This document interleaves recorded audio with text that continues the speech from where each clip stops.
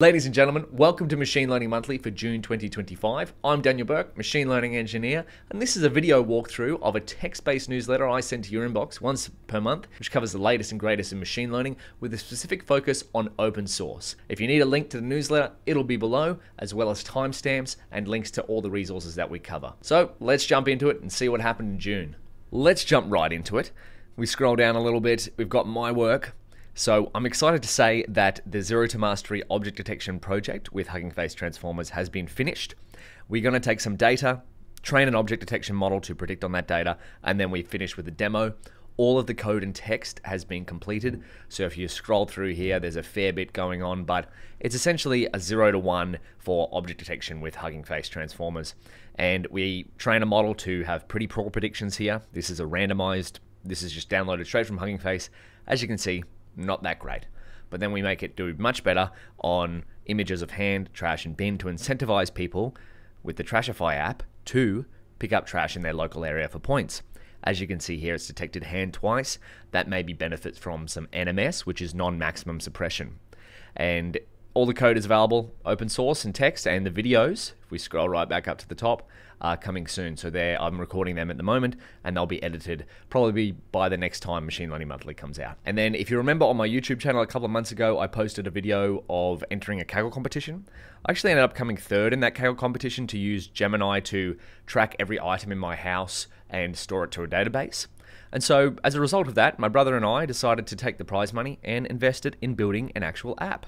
And so the KeepTrack app is now available on the Apple App Store. So we've released that. So you can take photos of things. Gemini will autofill the details about it. You can, of course, turn AI off if you don't want it. So you can create reports for everything you own for insurance purposes or just tracking stuff that you want to take note of. So that is now available on the App Store. You can go and try that out.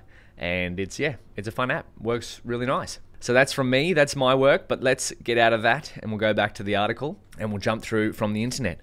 So the first thing that we have is the case for more ambition in AI research by Jack Morris.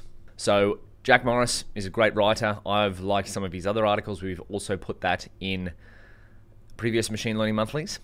So this is one of my favorites. There are no new ideas in AI, only new data sets, but this is about the case for more ambition in AI research. And Jack argues in this that there is many more papers, but are we really getting that many ideas? And of course, LLMs are taking over almost everything, but is that just making it, the space isn't really expanding? So there's a lot more people in there and they're going into the space rather than expanding it. So look, different takes on this. I personally feel like we're making good progress in the field of AI, but I like this ambition. So good research takes ambition, this point here. My theory for why most research isn't territory expanding is because the odds of producing something groundbreaking with a project are directionally proportional to its chance of failure. Meaning, if you're trying to do something crazy that has never been done, your chance of failure is quite high. So this means that if you set out to change the world, you will probably fail. The converse here is that if you set your sights low and choose a topic that's more likely to bear fruit in some way, then your chances of success publishing something, as in a research paper, are higher. But the chances of it expanding the space of knowledge are smaller. My take on this is, sure, for the people who want to make something groundbreaking, go for it. But if you just need to build something practical that works for you, go for that too. Because in the end, it all adds up to progress in the field. So Jack Morris, go subscribe to his Substack, some great reads on different things in AI. Up next, we have a great practical blog post to save money on AI audio transcriptions by speeding up the audio. So this is by George Mandis. And if we go into this, it's a well-written article, but the premise of this is if transcription costs bill per token, as in how many words essentially you send to, spoken words you send to OpenAI, why not speed up the audio? So if you measure 10 minutes of audio and it's 1,000 tokens, I'm making these numbers up, but then you halve that to 5 minutes of audio and it's 500 tokens because you've sped up the audio twice, it's still the same audio, right? And so it turns out that you can speed it up 2 to 3x and get the same results. So he had the use case of transcribing Andrej Karpathy's newest video, and the 1x speed was 2,300 seconds, and it was too long because I believe they have a 25-minute limit or something like that. And so he sped it up twice, and then it halved the duration, of course, and so it had 11,800 tokens, and it cost 0 cents or 0.07 cents, and the outputs were 0.02. But then it went 3x, and it was 8,000 tokens, and it cost nearly half the amount, so 33% less. But it still got good results. But then he went to 4x, and I believe, is that here? 4x was too fast. And so the cool thing about this is that, of course, models are like people. And if you listen to a podcast on 2x speed, I personally don't really speed up audio, but you can kind of understand what's going on there. And because models have been trained on so much audio data, you can speed it up and still get transcriptions, but there's a limit to that. Just like if you were to listen to audio at 3x, you could probably decipher most of it, but you get to 4x and then it crosses this threshold of just way too fast to understand. So I really like this practical use case of getting the most out of AI models. And so I wonder if this works for video as well. Like if you had a video that you needed to transcribe or extract information out, could you play the video at 2x speed? And you're going to miss some frames potentially, but you may get the same results using less tokens. So really cool blog post. Go and check out George Mandis's blog and see how you can save money by speeding up your audio. Up next, we have Answer.AI, and they release ReadBench to test how well VLMs can read. Now, I love this simple classification or simple problem reframing. So, of course, LLMs are great with text, but if you're using VLMs, which I'm noticing more and more, to read text from images, for OCR, for example, one easy way to sort of benchmark that is you take all of the text-based benchmarks and you turn them into images. And then you get it to perform the same test, but on the image rather than the text now. So if we scroll down, I'll let you read through the blog post, but essentially a lot of models have a performance degradation over their ability to read the same text from an image as the text itself, which to me makes sense because they are, after all, predominantly trained on pure text rather than reading the text from an image. But some models are worse than others. So for example, Gemini 2.0 Flash and 1.5 Pro had quite a significant drop once you get to multiple pages. And that's what they actually found out across all models is, as you see here, so this is the difference in performance from reading from an image versus reading from text and answering the same question. We see that all of them have quite a point drop. GPT-4o has the least point drop. But then as you go up multiple pages, the errors get amplified. So they all perform relatively close to their original performance for one page, but then multiple pages down the track. And when this makes sense, the more data you feed to the model, you're kind of going to assume that it will slowly over time perform less. At least that makes sense to me. I know if I read an 8-page document, the chances of me getting everything right from that 8-page document versus a 1-page document are probably significantly less. And so really cool insight here. And then we got overall on short context, most models do okay, though they experience some degradation, even on harder tasks. Longer context inputs trigger much more noticeable degradation to the point where you might have second thoughts about, this is an important practical step, passing multiple pages to your visual RAG pipeline. This is consistent with anecdotal reports and other people's results. And so they find that, yeah, GPT-4o is exceptionally good, and the Qwen 2.5 VLs are exceptionally good as well. And I personally find that as well. The Qwen 2.5 VL 7B is one of my favorite open source models for almost everything. It's a really strong baseline model that you can run on. I run mine on my RTX 4090 over there. So if you're doing any kind of reading or OCR with these larger models, this is a great blog post to inspect, especially also if you're doing visual RAG. And now we are up to Daniel's open source of the month. So the first thing is Black Forest Labs release Flux.1 Kontext in dev mode. So it's an open weights image editing model. And this model is known for its ability, so the Kontext is German, so they spell context with a K, whereas in Australia we spell context with a C, is known for adhering to the input image. So it keeps the context. So you could put this image in, say remove the dog, and it edits it, keeps the image there. And then same with this little gremlin, you can say, hey, put a mustache on that gremlin. And then even with text, it's pretty good. So there's another demo here. This squiggly Sharpie-like image, add some text to that, Black Forest Labs. And then let's make this doll ride a skateboard. So the weights are open source, and as you can see here, it follows through a bunch of different stuff here. retains context over a bunch of different scenes here. And performance on benchmarks, I personally find image generation benchmarks quite hard to interpret. I prefer to just try out the model with generating a bunch of different images, and that's what I did here to test out its text capability. So Flux One Kontext, this is the demo. I put in the cover photo of Machine Learning Monthly and said change AI in Machine Learning Monthly to ML is cool and keep monthly. So it retained, not only did it retain the overall feel of the image, but image generation models have been notoriously imperfect with text in the past, but this text is perfect. So if you're doing text-based images on editing, or text-based editing on images, you might want to check out Flux One Kontext. And there is, of course, a non-open source version, which is supposedly performs much better. I personally haven't tried that. I've just tried out the open source. And then finally, there's a little bonus here. Hugging Face sent out an article here with, you can fine-tune your Flux One dev models on consumer hardware. So if you have a specific use case for generating images, maybe you want a certain style or a certain branding, this is a great guide to customize the latest open source model from the Black Forest Labs team. I'm going to give that an upvote there. Okay, up next we have Gemma 3N models are fully released. So we previewed these at Google I/O, but now the Gemma 3N models, which are two small multimodal, they're actually the most multimodal models that have been open source that I've found. They have audio, image, text, and video capabilities, and they're small enough to run on mobile devices. So we have two different variants here. I'm going to focus on the instruct ones, but if we have a look at these models, there's a different, so they have effective parameters here, which is a little bit confusing to me because it's a new concept.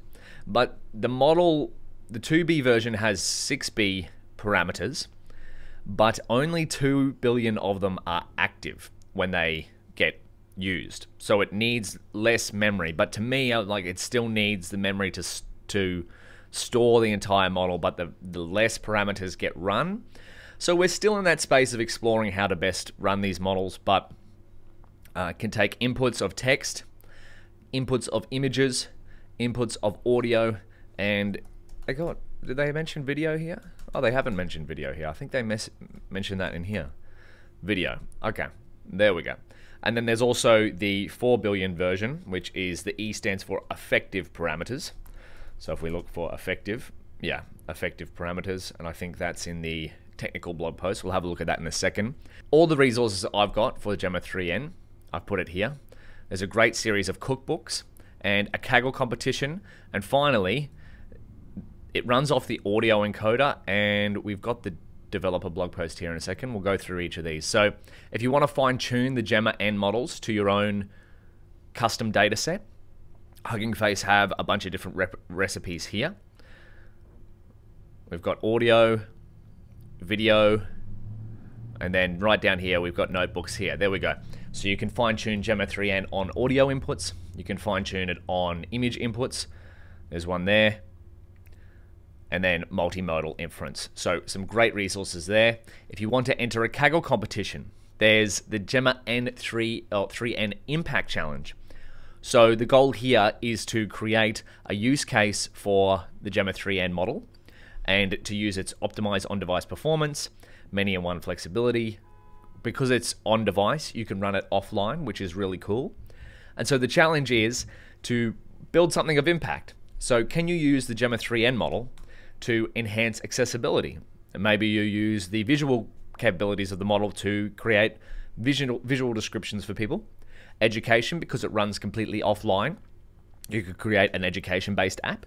Health and wellness, environmental sustainability, and aid in crisis response. Because again, the really cool thing, I love this trend, is we're starting to get into that era of LLMs, and especially multimodal LLMs running on device. So check that out. As for the audio encoding, I really liked this technical blog post. So audio input, visual and text input, the vision encoder uses MobileNet v5, and I believe that's coming The paper is coming for that soon, and the model weights are coming for that soon. I haven't personally found them. I think they were supposed to be in TIM, but I've tried to find in the TIM library torch image models. I haven't found it there. So once they get launched, I'll include that in a future Machine Learning Monthly. But this is the architecture. And so this is the per layer embeddings. So I'm still understanding this. I've tried to run Gemma 3N and I've run it just as a normal model using Hugging Face transformers. But I believe there might be a more optimized way to run it if you're going on low compute devices. So this is where they get away with their active parameters or effective parameters, because they're caching a large number of the embedding layers. And so when you actually run it, it only activates 2 billion parameters rather than the entire model parameters there. So we got the visual encoder, that's MobileNet v5, and then we got the audio encoder, that's the universal speech model, which I don't believe is open source as an encoder, which apparently performs better than the Whisper model. I'm not sure which version of Whisper this is though. So whereas Whisper is open source, that's from OpenAI. And if we scroll down here, the vision encoder, there we go. So MobileNet v5 300mm. So this is state-of-the-art performance for multimodal tasks on edge devices, designed for flexibility and power on constrained hardware. So MobileNet v5 gives developers native support of different resolutions, broad visual understanding, so it's code-trained on extensive multimodal datasets. It excels at a wide range of image and video comprehension tasks. High throughput, so up to 60 frames per second on a mobile device, a Google Pixel, enabling real-time on-device video analysis and interactive experience. So apparently it performs a significant scaled-up architecture featuring a hybrid deep pyramid model that is 10x larger than the biggest MobileNet v4, and is VIT-G. Yeah. Benefiting from novel architecture designs and advanced distillation techniques, MobileNet v5 300mm substantially outperforms the baseline shape-optimized VIT in Gemma 3. So this is the whole Gemma 3 model, not Gemma 3N. N is for, I believe, Nano, because there's a variant of Gemini Nano which runs on device. Trained with GLiNER-X, no distillation. On a Google Pixel Edge TPU, it delivers a 13x speed up with quantization, or 6.5x without. Requires 46% fewer parameters and has a 4x smaller memory footprint while providing significantly higher accuracy on vision language tasks. So that's really cool. And we're excited to share more about the work behind this model. Look out for our upcoming MobileNet v5 technical report, which will deep dive into model architecture, data scaling strategies, and advanced distillation techniques. So I hope that the encoder for MobileNet v5 comes out with the technical report. If you know where the MobileNet v5 encoder open source weights are, I'd love to see them. Up next, we have NuMind releasing NuExtract 2.0 models for multimodal structured data extraction. So the models are based off the Qwen 2 and 2.5 series, and they're designed to do structured output. So there we go, we got different variants there, and they perform quite well over the baseline models. But the real cool part is, of course, the demo. And here's one I've prepared earlier. So this is the demo. You can design a structure that you want and some default fields that are going to be of a certain type, so verbatim string or just plain old string, number, multi-label, date, time, etc. And you put in an image or text because they're multimodal. And then what the model is designed to do is take your input structure format, take the input data, and then output what it can find. If it doesn't find a specific field, it will output either an empty list or null here. So you can kind of tell if it doesn't, hey, maybe this invoice doesn't have a price per item. Then it'll output a blank list. So really cool set of models here if you want to do structured data extraction at scale. They're available at the NuMind Hugging Face repo. There's several variants, and for more, check out the demo or the blog post there. Up next, we have a release from Essential.AI, and they release Essential Web v1.0, which is 24 trillion tokens of organized web data. So they filtered the 100 terabytes of Common Crawl and enabled it to be filtered with SQL-like filtering. So if you wanted the math-related documents, you can just search using subject = math. But one of my favorite things that they did was, of course, there's a paper. But if we go here, there's a collection associated with this paper, and that's Essential Web v1.0. And there's the paper, there's the data set, and my favorite thing is the model that they released. So EAI Distill 0.5b is a fine-tuned version of Qwen 2.5 0.5b Instruct, designed for document classification across 12 taxonomic categories. This model is optimized for high-throughput classification of web documents and produces structured metadata for large-scale data curation. Now, I don't have a direct use for this particular model, but I really liked the recipe that they released in their paper. So if you read through the paper, the model was designed, it took labels from Qwen 2.5 32b Instruct on a 104 million document dataset, and then they took those labels that Qwen 32b produced and fine-tuned 0.5b to reproduce those labels. And it found that the similarity, so Cohen's kappa or K, which is a score for agreement, was within 3% difference. So the small model that they fine-tuned was within 3% of what the big model produced. It is.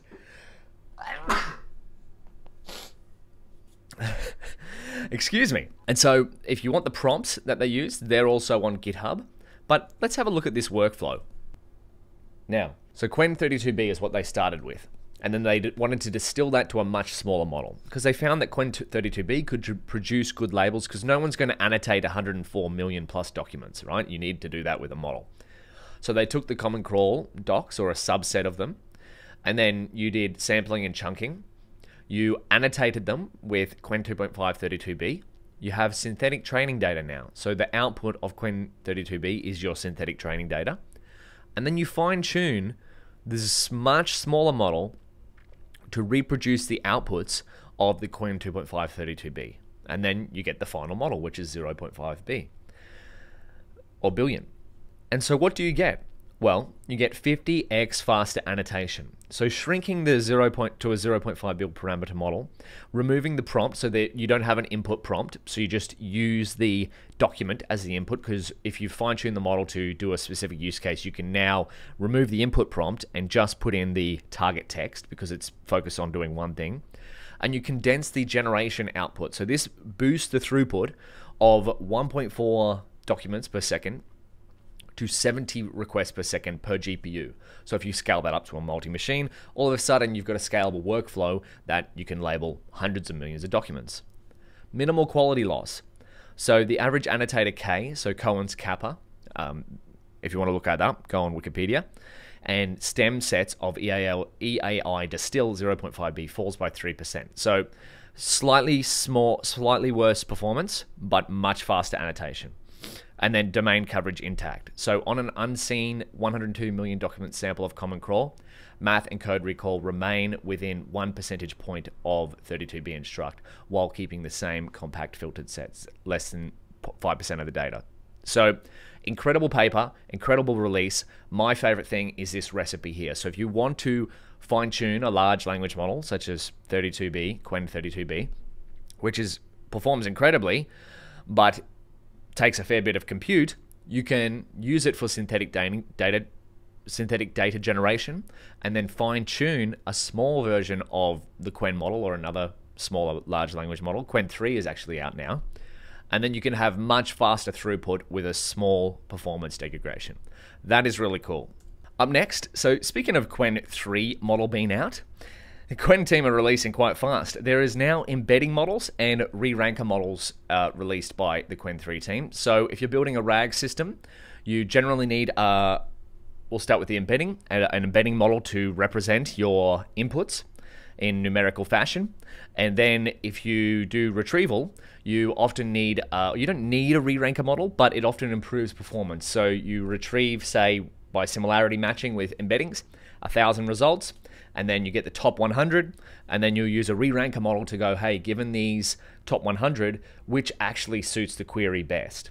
So these are incredibly performing models, and they're all open source from the Qwen team. Up next, we have a foundational model for organismal images, and that is BioCLIP 2. So if we have a look at this, it is an open source contrastive language image pre-training model, and it is trained on the Tree of Life dataset. So if you're doing any sort of image work in the biology space, this might be a model for you to look at. We've got a large dataset here, so again, if you need to train a custom model for any kind of biological system, You might want to look into the Tree of Life dataset, 200 million images there. But the really cool thing about this model is that it's able to do zero-shot detection. We have a demo here. Demo is coming soon. I believe it's already up there. Maybe they need a pull request for this link.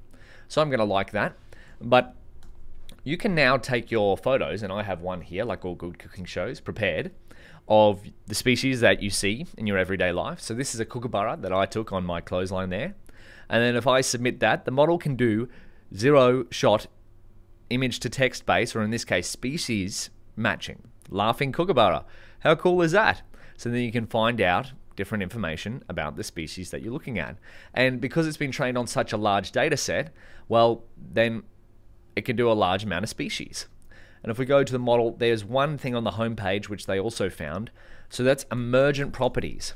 So because the model, again, trained on a large data set, it can decipher between the same sort of species. We got a juvenile here.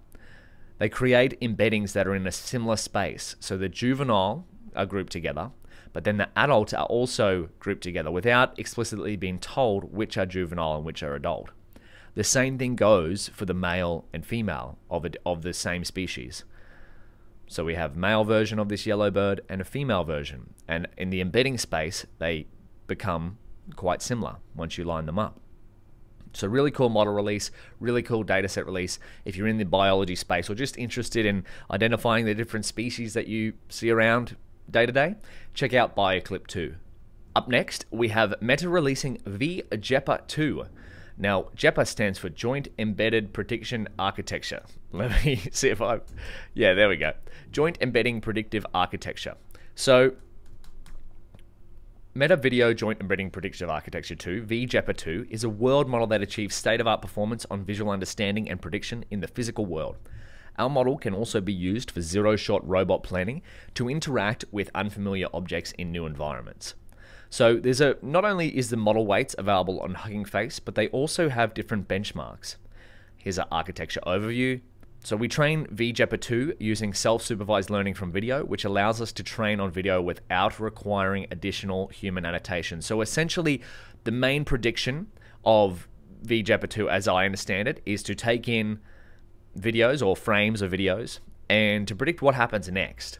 So if you mask out some of the frames, VGEPA 2, the goal is to learn an embedding that represents what's going to happen next given this sequence of frames. So for a kickflip or an ollie here, you might predict that the next frame is going to be the person is out of the scene. So it's comprised of an encoder, which takes in raw video and output embeddings that capture useful semantic information about the state of the observed world, and a predictor, which takes in a video embedding and additional context about what to predict and outputs predicted embeddings.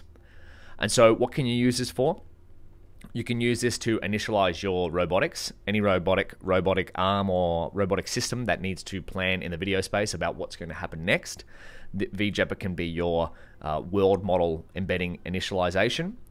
There's a number of different benchmarks here, such as int_phys2, where the goal is to go, hey, given this initial series, is this possible for the next to happen, for the next video to happen? And then there's an impossible. So this is to try and get the model to understand physics, impossible and possible video series. If we keep going, there's minimal video pairs. So similar videos, but they have something slightly different as far as I understand. Causal VQA, based on what you've seen here, what would happen next? So there's a number of different benchmarks here, which arguably, if we go back to the original Jack Morris blog post that we talked, is an important step forward for any type of thing that you're trying to test. It's good to have a benchmark because then you can go, okay, I'm going to try this new experiment and see how it compares to what's previously been done before. But again, always be skeptical of benchmarks until you test things on your own problem sets. Let's go back to the article. Up next, we have the GLiNER-X series, or GLiNER, Named Entity Recognition release. And these are some powerful models which can extract any named entity from any body of text. And I believe it's better to show an example first. So we have the model, we load it in here from Hugging Face, and then we have the text. So in this case, it's a food caption, a plate of steak, white rice, Guendilla peppers, olives, parmesan cheese, olive oil drizzle. A pint of Guinness sits in the background with a glass of water next to it. And say, for example, we wanted to extract food and drink items, you can use the GLiNER-X series to extract the target entities. So we could even put this as labels if you had, say, financial institution, right? If we put that there, we can extract that. But if we start with the food items, we got plate, steak, white rice, peppers, olives, parmesan cheese, olive oil, and then for drinks, we have Guinness and water. And if we run this, do we have financial institution? There should be nothing, depending on how the model goes. We're testing this live. It's running on CPU too, by the way, so it might take a little bit longer. Oh, Guinness is a financial institution. Well, that's kind of actually correct because it is a company. But so this is what you can use GLiNER for. So if you needed to extract entities at scale, it's a zero-shot model, so you don't necessarily need to train it. You can download it straight from the Hugging Face Knowledge Gator page, and it comes in a variety of different sizes. So there's large, base, and small. So if you need to do large-scale entity extraction, go and check out the GLiNER-X series from Knowledge Gator. Up next, we have OCR edging towards its ChatGPT moment. And what I mean by that is that OCR is getting really good. I remember the days when I first started machine learning, you would pass in a PDF or something and OCR would do okay. But now we're getting to the stage where you can extract, of course, the OCR of a past would just do text, but now we're getting to the stage where the new Nanonets model, OCR-S model, can do LaTeX equations, images, signatures, watermarks, checkboxes, tables, you name it. It's got it all. There we go, LaTeX equation recognition, intelligent image description so it can describe images in documents, signature detection and isolation, it uses signature tags for that, just like HTML docs, watermark extraction, and even checkbox handling, where it can, if a checkbox is unticked, it will return a blank checkbox. If it's ticked, it will return a ticked, and if it's X'd, it will return an X. So that is really cool. There's a blog post where you can see some demos here. So if we have the input, which is a paper, we've got the output, which is going to be a markdown version. There's a raw model output, and there's a comparison to Mistral OCR, where of course it might be cherry picked, but the Nanonets model seems to perform quite well on a variety of different data types. And if we have a look, yeah, let's look at this signature one. So see how this invoice has a signature there? If we look at the output of the model, yeah, it's got a signature tag, J Walker. And if we look at that, is that J Walker? I'm not sure, I can't really read that. Maybe it's a different name. But yeah, output, really cool there with the signature tags. Same with the watermark tags. We have the input, which is an invoice, and then the output is going to show where the watermark generally appears. So it's kind of, yeah, I'd kind of say it starts there in the consulting services. Output, you can see where the watermark is. And then there's checkbox handling. We got some ticked checkboxes here and some unticked ones down here and here. If we look at the output, we can see that we get the unticked checkboxes there and the ticked checkboxes. So if we scroll down, yeah, we get the character there for an unticked checkbox. So really cool release here from Nanonets with their OCR model. It's available on Hugging Face if you need to do some high quality OCR, and it's getting a fair bit of traction there, which is a pseudo metric, not perfect for showing how good it might actually be working in the real world. And then of course, there's the Monkey OCR model. I haven't personally tried this out in comparison, but it also seems to be using a similar pattern to the Nanonets model. But that's where we're getting to with OCR. It's getting incredibly good. And so I think a lot of these models are using the Qwen 2.5 VL series to fine-tune on specific OCR tasks, where you get not only text, but you get document structure as well. And if you need to do Chinese text instruction, that's what Monkey OCR is focused on, as well as English. So I think Nanonets might only be English. Yeah, English only model. So go and try those models if you need to do some incredibly high-performing OCR. Up next, we've got torchvista, which is a visualization tool for the forward pass of PyTorch models. So if you're downloading a model, you might want to look out how tensors flow through it. And it's based on PyTorch, of course. So we've got some demos here, but we've got some live code. So I'm using the TIM library for the computer vision model backbone here, loading MobileNet v4. that downloads, and then from torchvista import trace model, and then if I trace the model with an example input, we get an interactive diagram here where we can just tap through each of these and learn the shapes and how our tensors get manipulated as they move through the network, right down to the output down here. And then of course it works for simpler models, so we just have a one layer linear model, we have an input of shape 210, and then it goes through the linear module, and then it becomes an output there.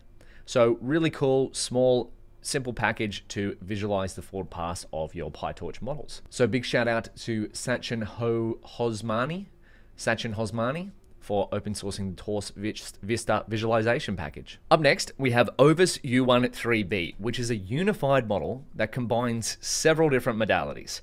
So there's the architecture there. We have a generator and an understander. So what that means is not only can it understand images, you can input an image, ask questions, you can input an image or input text and get an image generated, and you can input an image and text and have it edited. So let's jump into the demo and bring in our trusty bird image, hey? So if we put in our bird image, and what do we want it to edit? Maybe let's say, put a hat on the bird. And let's see, of course, this is quite a small model at 3 billion parameters. Let's see what it comes up with.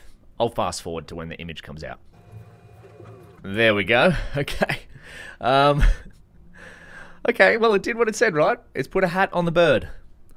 Not the greatest looking image, but again, this is quite a small model. So if we go to the next one, let's go an image of a kookaburra sitting on a clothesline.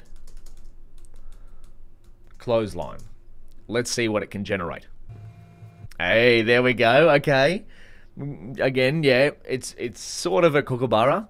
I wouldn't say that's a kookaburra, but it is kind of sitting on a clothesline. Not the highest quality image, but let's go one more, and we'll put in this for image understanding. Let's go, what bird is in the image? Where would you find this bird? What is it known for? So because I live in Australia, I know I see a lot of these kookaburras. This is on my own clothesline in the backyard. It's a beautiful bird. So the bird in the image is a kookaburra. Great.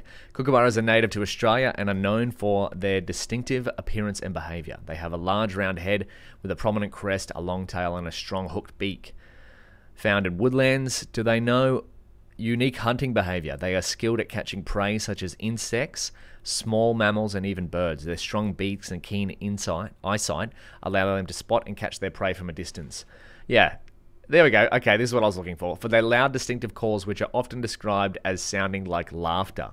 So these kookaburras, if you hear them in Australia, they sound like they're just having the best time when they start laughing.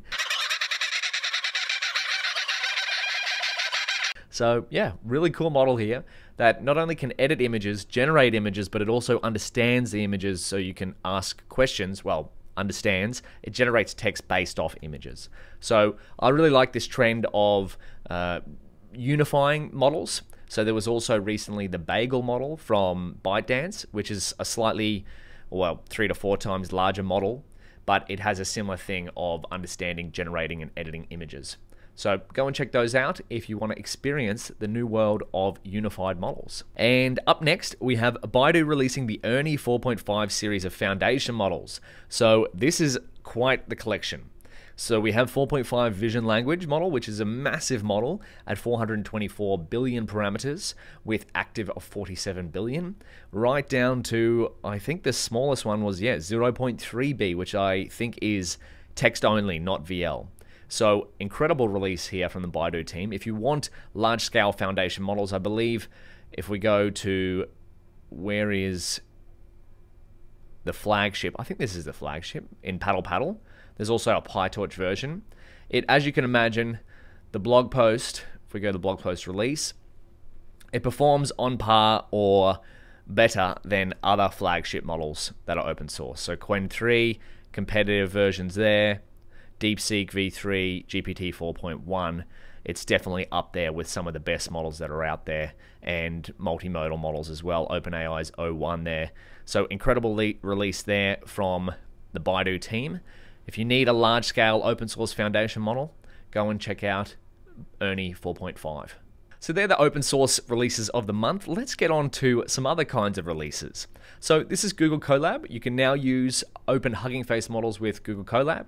You can now use Terminal in Google Colab on free instances, and Google Colab now has Gemini 2.5 Flash built in. So Hugging Face, the release here, if you go to the Transformers library, you can now open models directly in Google Colab. And even if, I think, if you want to create an example of how to use your model, yeah, this is what I highlighted from this article. If a model repository on Hugging Face now includes a file called notebook.ipynb, the Hugging Face Hub will prioritize that over the auto-generated notebook content. So if you want to open in Google Colab, it will load your demo notebook that you've saved with this file path. So if you want to show people how to use your model in Hugging Face, you can now create not only a README, but a default notebook that it will open to in Google Colab. And if you want to use Terminal in Google Colab, it is now free to use for free users. So I find Terminal really useful when I'm using Google Colab to view how much GPU my space is using or instance is using, so with NVIDIA SMI, and also now you can navigate the file tree from the terminal. And then finally, you have AI built into Google Colab. So you've got Gemini 2.5 Flash, which comes in a little bar down the bottom that you can now use the context of your Colab notebook, and it will generate some code in a little Gemini-based cell. But just something to be aware of, I've got a demo here. If we go to Keynote, I took this screenshot. So it does quite well because, of course, Gemini 2.5 models are quite good at coding. But a caveat is that if you use Gemini in Google Colab, Google basically read and can use your data. So there's some note here. When you use generative AI features in Google Colab, Google collects prompts, related code, generated output, related feature usage, information, and your feedback. Google uses this data to provide, improve, and develop Google products and services and machine learning technologies, including Google's enterprise products such as Google Cloud.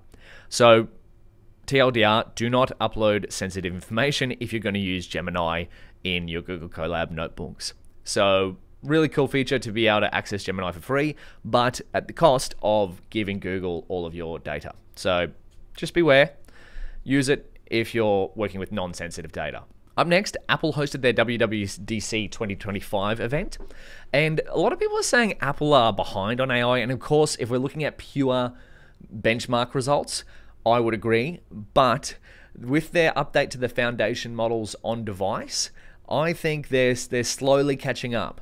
Now, of course, slowly is with a big caveat.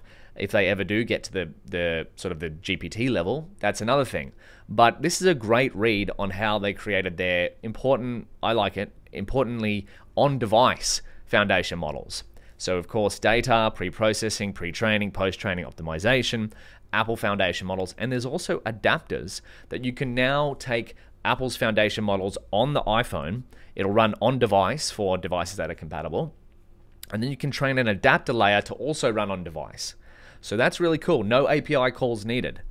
So model architecture, I'll let you read through the specifics of the blog post, but I had some great takeaways from this down at the results. If we compare the human evaluation, so for on-device models, the Apple trained models are similar results to similar based sized models. So their on-device models are 3 billion parameters.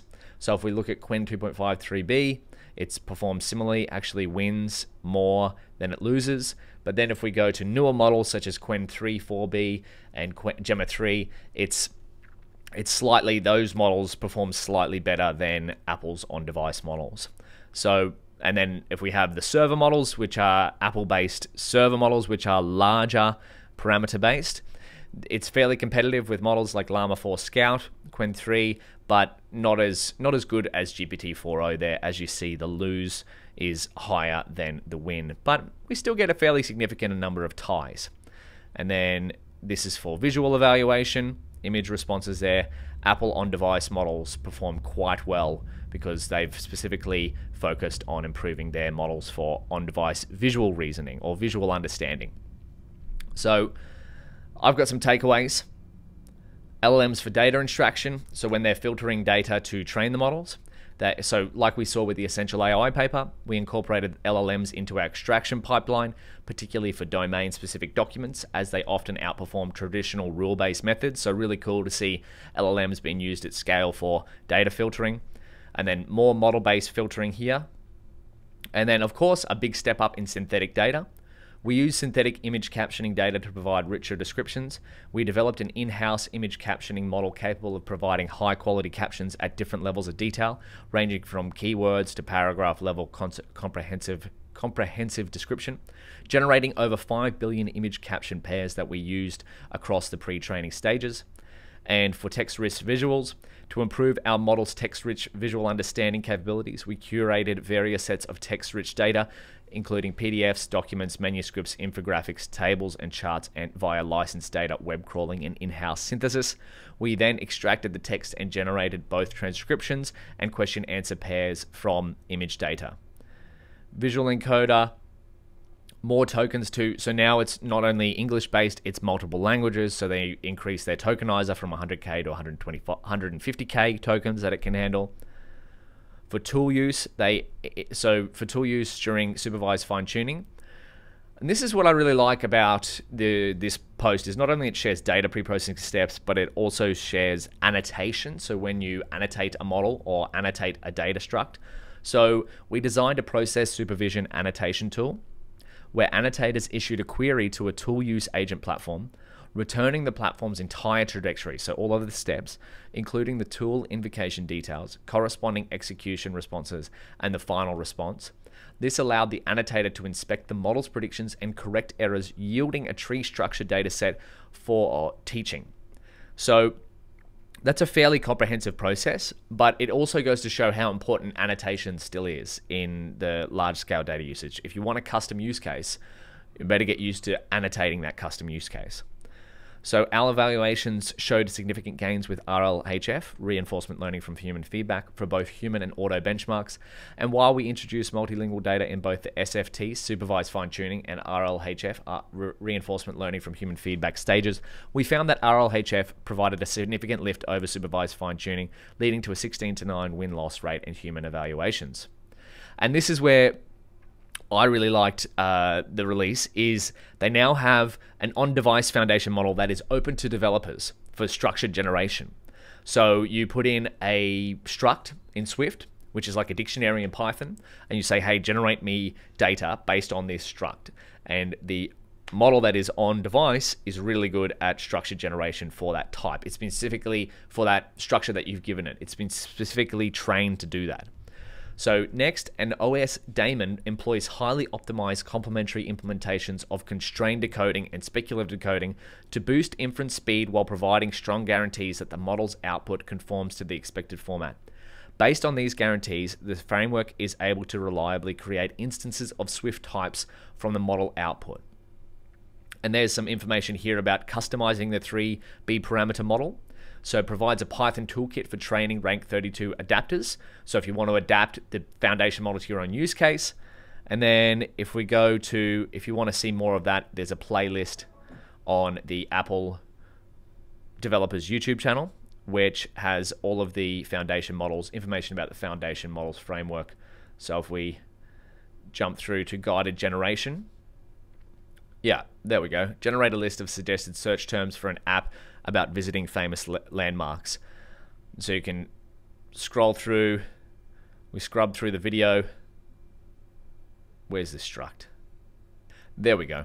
So you define it as a generable, and you say, hey, it has to create search terms, which is string. And it says this is a list of strings, a list of suggested search terms with a count of 4. So this will use constrained generation to make sure that what comes out of the foundation model adheres to this structure. So if you're developing Apple apps, or if you're interested about how Apple Intelligence works, go and check out this blog post on Apple's machine learning research page. It is a terrific read through into how a foundation model comes to be, and especially one that works on device. That's really cool. Up next, we have some researchers from the larger players. We got Anthropic with a great detailed write-up here of how they built their research system. So if you're into a technical-based report for how Anthropic create their own agent for doing deep research, be sure to go and check that out. And then Google are on quite a streak at the moment with their releases. Imagen 4 is now in the Gemini API. Gemini 2.5 Pro and Flash are now stable, and there's even a new version of Gemini 2.5 Flash Lite, which is their cheapest, most efficient model. Gemini CLI is open source. All of the code is on GitHub. Gemini Code Assist is live. And Gemini also released a deep research open source project with LangGraph. So if we jump through all of these, Imagen 4, I'm finding is doing outstanding image generation. I'm doing it for some synthetic data generation for my own projects that I'm working on, 2 of them. And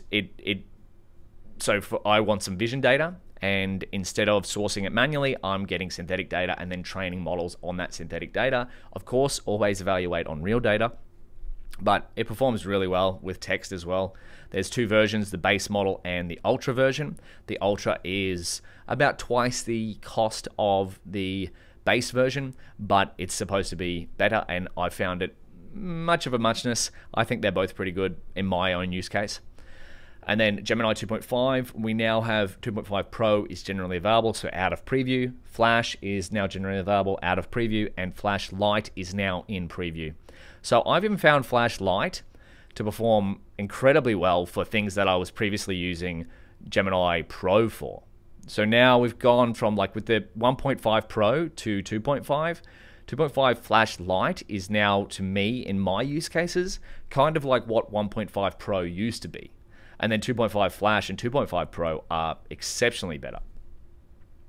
There's also the CLI for Gemini. I personally haven't used it. There are a bunch of YouTubers who've made great videos about this, but what I'm hearing is that it's got the biggest free use of people, and my favorite thing, of course, is that it's open source, and it's got 54,000 stars already. So if you want to see how it works, I think that's really important, is that you can dive into the code. And now just beware, usually if something's free, as we saw in Google Colab, if it's free, your data might be the cost. So just keep that in mind. There's now a dedicated website, of course, for Gemini Code Assist. And finally, there is a full stack LangGraph for Gemini research. So this is a React application that uses a Gemini model that goes and performs research on the web and brings back information from those web sources and into a chat application.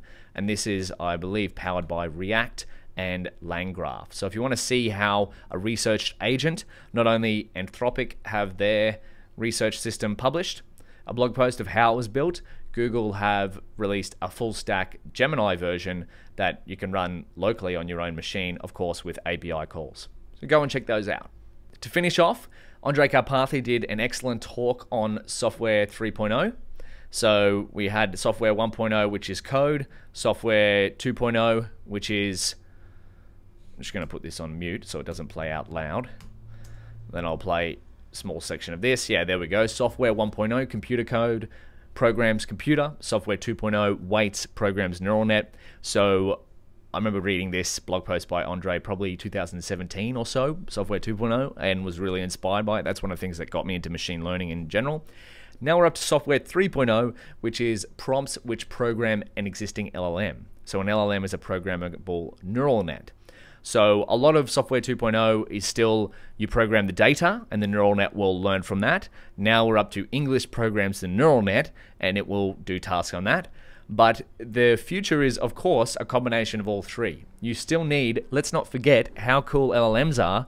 Let's not forget, though, how important software 1.0 is. You put in code and you get something reliably out. That's the beauty of computers to me, is the repetition. Whereas prompts are still in that state where you put something in, you're not guaranteed something out on the other side because it's a probabilistic model. One of my favorite takeaways from here is the designing an LLM-powered application. So I took this slide, screenshotted it. So package information into a context window. So if your application needs excess information that isn't built into the LLM, that's where context engineering comes in. What information can you get into that LLM? orchestrate multiple LLM models. So not only multiple LLM models, but multiple other models. So for example, you might need an LLM to summarize something, but you might need an embedding model to find information to summarize. You might need a vision model to identify objects in an image. So there's a lot of models that can be run behind the scenes rather than just an LLM. And then 3, application-specific GUI. So there was a quote from one of the, I'm not sure if it was in his talk, but in another talk, which was the GUI is the product. So when you're building a product, for most people, what they see is the product itself. So make sure you're designing that to be for LLM-based applications. And then finally, the autonomy slider. So you can start with 0 autonomy, and then you can scale that up if you want full autonomy. So for example, in the KeepTrack app, KeepTrack.app, we use Gemini to extract information from photos, but if you want no autonomy, you can just turn it off, and then you just have a photo-based app where you can just track information that you enter manually. So that's something that we've already implemented in KeepTrack that's out there in the world now. So really cool anatomy of an LLM-driven app. And then finally, to finish off, I have 2 channels to recommend to you, which is Pivot2AI, which has some great videos and takes on almost every day of different things in the AI news cycle. It's mostly focused towards basically pointing out where a lot of LLM and AI BS is, which I really love, rather than hyped takes. And then finally, Nate B. Jones. I love his also almost daily videos and takes on, very nuanced takes on just AI in the world in general. And if we go into this is one of my favorite recent videos, is using AI backwards. So rather than generating answers, Nate, in this point, the point that I took away from this, rather than just getting straight answers, use it as a curiosity expander. I love that. So rather than just giving you the knowledge, use it to expand your own curiosity and own knowledge. So that has been AI and Machine Learning Monthly for June 2025. If you want the next issue, you can go to the link that'll be in the description. You can enter your email. It's free, no paywalls. Subscribe, and you'll get the July 2025 issue in your inbox next month. Happy machine learning.